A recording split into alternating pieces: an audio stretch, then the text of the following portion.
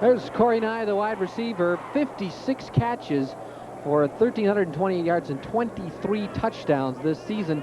His first varsity football, even though he's a senior. We asked Corey Nye how come the late start. I guess in 9th grade, I went out for football, and they told me that I should play quarterback, and I didn't really feel like I wanted to, so I just said I'd quit a few years, and then I just came back for my senior year, and it's been fun. Corey Nye, you know, John Bakken, the head coach, said he has career numbers in 1 year. And most kids want to be the quarterback. In 9th grade, they told him you're the quarterback, and he said no. Big pursuit by Keith Kirsch, and down went Chris Gross, the Waterville Elysian quarterback, on 1st and 10. It looked like they were trying to get the ball to Knight again, but the coverage was set. Well, of course, he didn't have any time at all. Gross turned, and the man was in his face. It looked like they threw a trap up on the line, and that opened up a nice big hole for Keith Kirsch to come bounding through. Now it is 2nd and 15. The ball is back on the Waterville Elysian 36-yard line.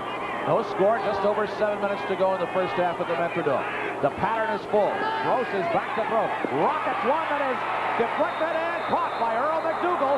Number 75, the defensive right tackle, the Mahnomen Indians. And the ball turned over on a big defensive play by one of the down linemen. Well, the Buccaneers that time tried to look off the defense. He looks toward Knight as Gross comes out of there, then swings back to the left side where he did have the man open there. You could see him in the background, Justin Selrod, but it didn't get that far. And for good reason, big number 75, McDougal, gets his mitts on it. And again, Mahnomen with good field position. Last time they hurt themselves with a motion penalty. They brought back a big pass play, and we'll see if they can advance it again. Jason Oakland now calling the signals for Mahnomen. He slams it to the belly of Jeremy Oakland, and he is double-teamed and nailed back behind the line of scrimmage. Jason Selbrae, number 33, first in along with the linebacker Russ Morshing, who had 68 tackles coming into this year. Fake to the fullback, give it to the next man on the counter, and Selbrae is there to plug up the hole along with Morshing. 36-yard line now. It is 2nd down and 13. Burdick, wide left. Miller slot to the left. Fake to Miller. Now he'll take it and cut the corner, but could not go anywhere as he was initially banged on down there by Tom Little, and then Corey Nye, the corner, in good coverage, was right there. Here's how Mike Dolan, our ground level cameraman over there, saw it. I think Jason Miller wants to get into the cameraman business someday. He keeps coming over there to introduce himself and say, how do I get in? Yeah, here's Mike. Yep. And this is what he sees down there as Jason Oakland brings the Mahnomen Indians to the line. 3rd down and 13 at the Waterville Elysian 36-yard line. 5.5 to go in the half. Motion Jeremy Oakland, back to throw Jason. Big pursuit, pocket collapse. Jason on the run to the 30, and he's picked up and dropped to the 36 by the linebacker Russ Morshing, number 41, who snipped that one out, and yet good presence of mind and turned into a nice gainer for Jason Oakland. Now that play was defensed superbly, and Jason Oakland made something out of nothing, and now on 4th and 4, they'll have a shot at it where they wouldn't have back there on 4th and 30. They would likely have kicked, but Oakland, just a good athlete that he is, feels his way up the field, dodging those green shirts. Finally gets brought down at the 27-yard line. And now Mahnomen wants to call timeout. Jason Oakland signaled for time to bring Ken Bauman, the head coach, out, and they'll talk it over, and we'll be back in this first half in our Class C championship game. Well, the enthusiastic high school fans are really going at it here today. The Waterville Elysian fans, they have a great Buccaneer mascot, sort of a Captain Hook character, except with everything there, and they really get the crowd going. And you saw how many green sweaters and polo shirts are here, the green-clad Waterville Elysian Buccaneers. Right now, it's 4th and 4 at the 27 for Mahnomen. They'll go for it and stack up the backfield. Now motion right. Play goes left, fumble, and recovered by Matt Sorensen, number 38 of Waterville Elysian. And the ball turns over. Brent Herring was there to cause it all. First, the fullback on these option plays is paying every time, whether he's got the ball or not. And that time, it looked like Oakland maybe wanted to pull it out of there, and the fullback gets sort of caught on his hip. Watch 74 Brent Herring, who makes this happen. There he is, right in the middle of your screen.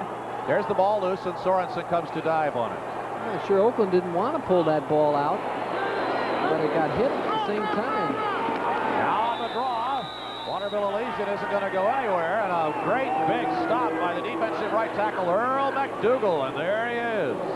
Well, no one has scored more than 10 points all season long on Mahnomen. That was Bagley in game 2, and they went down 26-10. And so there was no reason to believe that this was not going to be a good defensive game. In fact, nobody has scored more than 20 on Waterville Elysian. But we did not expect to be scoreless at this point. If you just joined us, Albrook fell in the Class in the 9-man game, 47-12. St. Clair, the 9-man champions.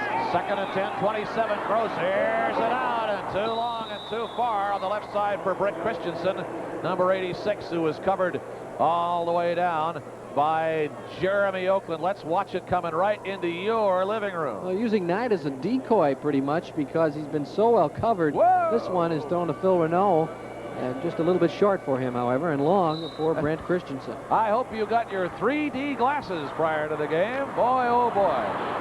3:59 and left in a scoreless first half. The ball is at the Waterville Elysian 27-yard line. Buccaneers now staring right into a 3rd and 10, and the junior quarterback, Chris Gross.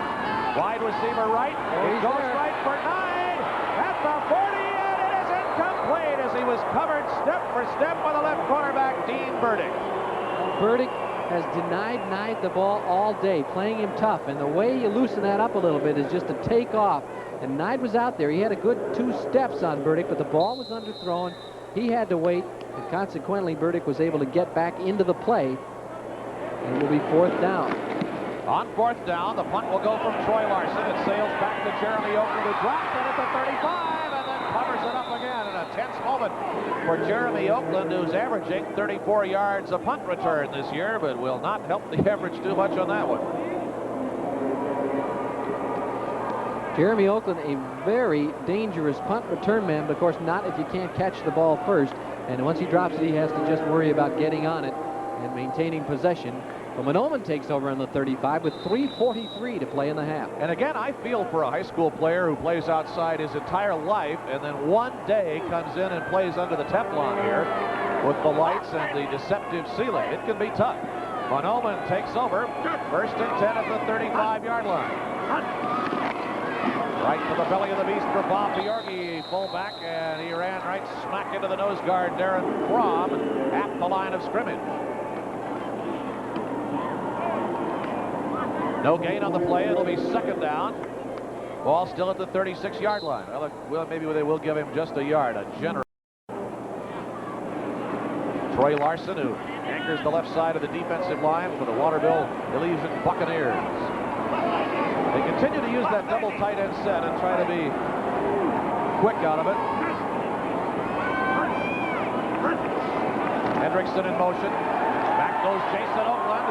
Fires to Burdick, and is caught at the 50-yard line, and he was immediately nailed by the safety, Chad Atherton. Well, that time the deception worked. To fake the running play, Burdick wide open. He breaks clear for a 1st down. He was running. If that ball had been a little zipped in there a little harder, Burdick might have been able to get it up and turn the corner. But when you have a man that wide open, first priority is make sure you get him that ball. Don Bauman, the Mahnomen head coach, well knows the importance of the prep bowl to his team. 2:39 now to go in the first half. It is 1st and 10 at the 49-yard line of Waterville Elysian. Mahnomen with the ball and moving. Slot to the left. Wing right, now motion. Rolling, big pursuit, and down goes Jason Oakland as Tom Little, number 83, came busted back there to break up the clear. Well, this is our 8th Prep Bowl, and Ken Bauman enjoys being part of Prep Bowl, and he thinks the advent of the Prep Bowl has been very good for high school football in Minnesota. No doubt about it. I think our just the fan enthusiasm, the whole state gets wrapped up in this at playoff time. I know Mahnomen does. Our kids really look forward to the opportunity to have that 2nd season in the playoffs, and win or lose, I think our level of competition at that in the playoffs is much better than it is in the regular season. Jason Oakland's pass for Dean Burdick right off the fingertips and incomplete. Even though they don't like to throw that much, when the defense is shutting down your run so thoroughly and playing it so close to the vest and uptight, you got to try to loosen them a little bit. And again, that was close to being a big play. Man couldn't quite hang on. He juggled it, and that was enough to bring the defense to the rescue. Generally, Mahnomen really comes out of the chute fast in both halves. During the season, they outscored their opponents 116-3 in the first quarter, 107-0 in the third. Now it is 3rd and 18 with the ball on their own 43-yard line. Jason Oakland, play action, long for Burdick, almost intercepted by Chad Atherton, and incomplete inside the 25-yard line. Going for something long and high here in the late moments of the first half. Again, trying to loosen them up, and I wonder how many times this year Mahnomen has tried 3 consecutive passes. Burdick, undoubtedly their fastest man, because he's the one who's assigned to watch Corey Knight on the other side of the ball, and he could not quite get to that one. Well, Oakland only a 39% passer on the year. Now the punt got away by Bob Bjorgi. Knight will have to chase it. Picked it up at the 10, turns back to the 5. Corey Knight in the wrong end of the neighborhood. Finally run out at the 11-yard line, and that is where Waterville Elysian will take over with 1:22 left in a scoreless first half. He had a tough decision to make once this ball is bounding away from him. And does he risk it going down and into the end zone? I think he did the right thing. I think those guys would have got down there and covered it before it got to the goal line, and he was able to bring it back to the 10 or 11 and give his team a little bit of room. Again, they were kicking that ball away from Knight. They don't want him to catch it in full stride. They'd rather kick it short and have it bounce away from him than give him the ball with a chance to return it. Now, Mahnomen, as you could have heard the referee call there, has taken a timeout with 1:22 to play in the half. There's that Buccaneer mascot I was telling you about. The face on. They're on TV. Got the knife clenched in the teeth. The Waterville Elysian Buccaneers have some mighty boisterous fans, and they've had good reason to be. They've averaged 286 yards a game, and they just kept going and going and going. Now, they have seen themselves on the color scoreboard replay here, so that really gets them going. There you have the Mahnomen side of the field. The thing that jumps out at me about Waterville Elysian, and a great credit to the Mahnomen defense, they had 556 yards of offense in that win over Minnesota, a team that had won 48 consecutive games. That is awfully impressive, and Ken Bauman said yesterday at the workout, you're going to have our hands full from what I've seen. That team is great offensively, but we are very tough defensively, and that's where our greatest challenge will come. But they've been up to it today. Neither of these teams is the kind of team that's going to run over you with their great big people. Both teams are very quick, and Waterville basically survives on its quickness. Bakken says they're not big enough to knock people over, so they just run around them. And that could be very effective. Ball is on their own 11, and Waterville Elysian goes to work now, 1st and 10. With 1:22 left in the first half. Corey Knight split wide left. And off on the right side to the fullback, Matt Sorensen. Got across the 15 and just hauled a swarm of tacklers with him to the 20-yard line. Take your pick. The nose guard Keith Kirsch was in there, among others. I'm sure Ken Bauman on that timeout with just 1:22 to play, and the 2 timeouts for Waterville Elysian said, we're going to play it a little bit softer. We're not going to let Knight beat us with the big play. They have too far to go in 1:22 on the ground. Now, that play was successful on the ground, but it took up at least 30 seconds now. The clock's still running, and we're under 50 seconds now to play in the half, and that's not enough time for a ground attack to do any damage before half. And another few yards as Charles Coleman will slam the door on the play coming in over right tackle, and the fullback Matt Sorensen, as they've gone to 2 straight fullback draws. A very solidly built fullback, 5'8", 180 junior. The other guys in the conference call him all 5, because he has got those big legs and he can really power with those strong muscles. Well, if this is another run, it will be the last play of the first half, barring a fumble. Half a minute to go. 1st and 10 for Waterville Elysian now at its own 24-yard line. Deuce backfield, slot to the right. Gross will throw. Over the middle, tipped away. And intercepted by Jason Oakland. Quarterback to quarterback. And Jason Oakland is finally piled out of bounds inside the 10-yard line with 14 seconds left.